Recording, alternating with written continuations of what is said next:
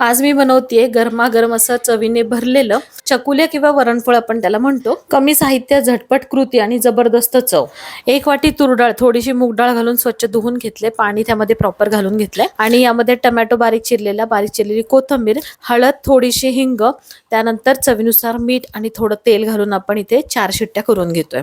मध्यम आचेवरती डाळ चांगली शिजवून घ्यायची, तरच ही रेसिपी छान बनते.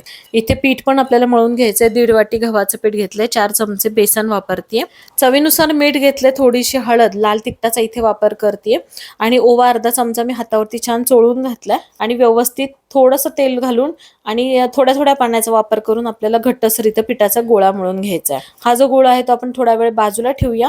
कुकर थंड झाल्यानंतर शिजलेली डाळ चांगली थोडं पाणी घालून हटवून घेतलीये.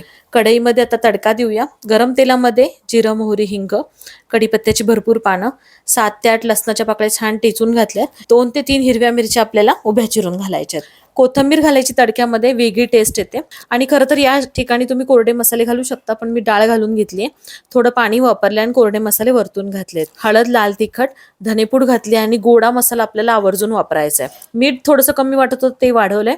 चिंच, गुळ आणि साजूक तुपाची धार दिली. मस्त या डाळीला उकळी आणायची. एकदम गॅसची फ्लेम आपण लो ठेवली आहे. इकडं पिठाचा एक गोळा घेतलाय, त्याला मस्त चपातीसारखं व्यवस्थित लाटून घ्यायचंय. पातळ असायला हवी आणि नंतर आपल्याला ती कट करून घ्यायची. तर कोणत्याही आकारामध्ये तुम्ही कट करू शकता, म्हणजे डायमंड किंवा स्क्वेअर. फोडणीच्या वरणामध्ये आता ह्या ज्या कट केलेल्या चकुल्या आहेत त्या आपण घालून घेतोय.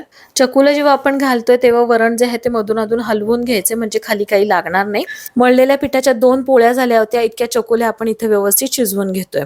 जास्त चकुल्या जर तयार होत असतील तर घालू नका, नाही तर हे वरणफळ जे आहे ते खूप घट्ट बनेल. तर प्रमाणामध्ये चकुल्यांचा वापर करा आणि टेस्टला भन्नाट अशी रेसिपी नक्की ट्राय करा.